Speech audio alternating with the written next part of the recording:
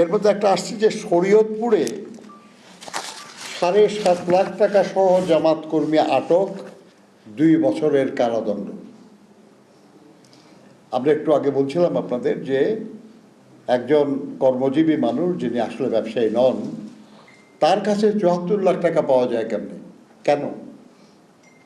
এটা একটা দৃষ্টান্ত। কেন ৭.৫ লাখ টাকা সহ একজন জামায়াত কর্মী আটক হয়েছে এবং তাকে ২ বছরের কারাদণ্ড দেওয়া হয়েছে। রাজশাহীর পরানপুরে ভোট কেন্দ্রে ৬ জামায়াত কর্মীকে আটক রেখেছে জনতা। সেখানেও আর্থিক বিষয় সংশ্লিষ্ট এবং ভোট কারচুপির লক্ষ্যে ভোট কেনার বিষয় জড়িত। রাজধানীতে ভোট কেনার সময় জামাতের সূত্রাপুর থানা জামাতের নায়েবে আমির মোহাম্মদ হাবিবকে আটক করে জনগণ এই সময় নির্বাহী ম্যাজিস্ট্রেট সত্যতা নিশ্চিত করে তাকে ২ দিনের কারাদণ্ড দেন।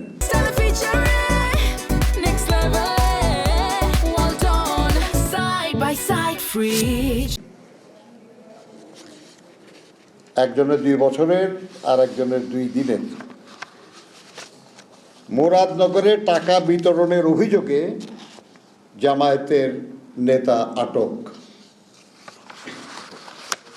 টাকা বিতরণের অভিযোগে নেত্রকোনা ইউনিয়ন জামায়াতের আমির আটক। সৈয়দপুর, কুমিল্লা, শরীয়তপুর, পটুয়াখালীতে টাকা সহ জামায়াতের ১২ নেতা আটক।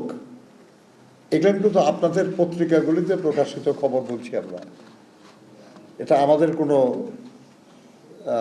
সূত্রে প্রাপ্ত খবর না। আপনার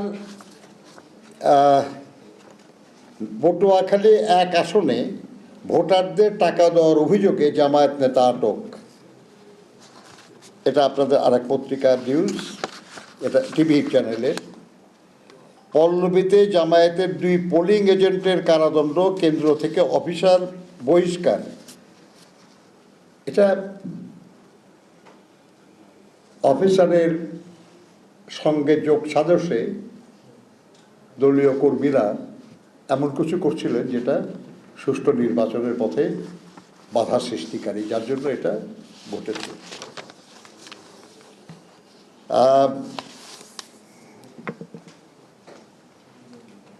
ভোটারদের টাকা বিতরণ, শিক্ষককে কারাদণ্ড, এটা চাঁদপুরে ঘটেছে। ভোটারদের টাকা বিতরণের সময় আটক এবং 3 জনের জেল, এটাও চাঁদপুরের ঘটনা।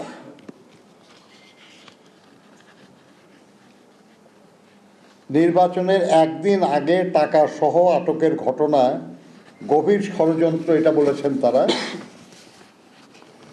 এবং এই ব্যাপারে ইসির পক্ষ থেকে বলা হয়েছে যে যারা আটক করেছে এই ব্যাপারে তারাই জবাব দেবেন যে কেন আটক করেছেন তারা।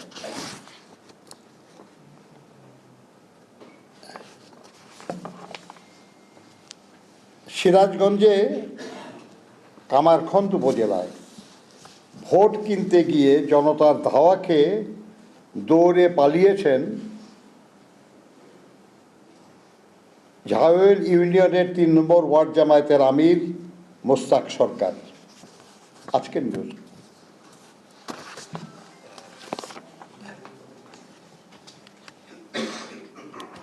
সাধারণ মানুষ বেশ সচেতন হয়ে যাচ্ছে এবার।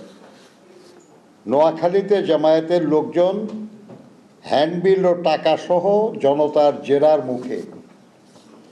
আপনারা জানেন যে আজকে হ্যান্ডবিল বিলি করার কথা না, কিন্তু এই হ্যান্ডবিল বিলিটা ছিল টাকা বিলির একটা অছিল। এর আড়ালে তারা ওই কাজটা করতে গেছিল এবং সেই জন্য জনগণের জেরার মুখে পড়েছেন। কুমিল্লা 4, এটা জানেন আপনারা যে এনসিপির মুখ্য সংগঠক হাসনাত আবদুল্লাহ সাহেব ওখানে প্রতিদ্বন্দ্বিতা করছেন। তার পক্ষ হয়ে ভোটারদেরকে টাকা বিতরণ করার চেষ্টা করছে বা করছেন সুবিল ইউনিয়নের সাবেক ছাত্রলীগের যুগ্ম আহ্বায়ক, বর্তমানের এনসিপি নেতা মিশকাত, জনগণ এটাকে প্রতিহত করছে। ফরিদপুরের ৩ নম্বর আসনের ২১ নম্বর ওয়ার্ডের অন্তর্গত স্কুল কেন্দ্রের ভিতরে প্রেজাইডিং অফিসারের কক্ষে জামায়াতের নেতৃবৃন্দের সাথে গোপন মিটিংরত অবস্থায় সেই প্রিজাইডিং অফিসারকে এলাকার জনগণ ধরে ফেলে। জাল ভোট দেওয়ার অভিযোগে নারায়ণগঞ্জের জনগণের হাতে আটক জামায়াত নেতা। আমাদের কাছে মনে হতে পারে যে ভোট শুরুই হয় না, এই কাজে জাল ভোট দেয় কেমনি। এটা আসল ঘটনা হলো যে রূপগঞ্জের এখানে, নারায়ণগঞ্জের এটা সিদ্ধিরগঞ্জ এলাকায় বোঝায়, সেখানে স্ত্রী প্রিজাইডিং অফিসার এবং স্বামী একজন জামায়াত নেতা, তারা সেখানে তাদের কর্মীদের নিয়ে হাঁ ভোটে সেল দিচ্ছিলেন।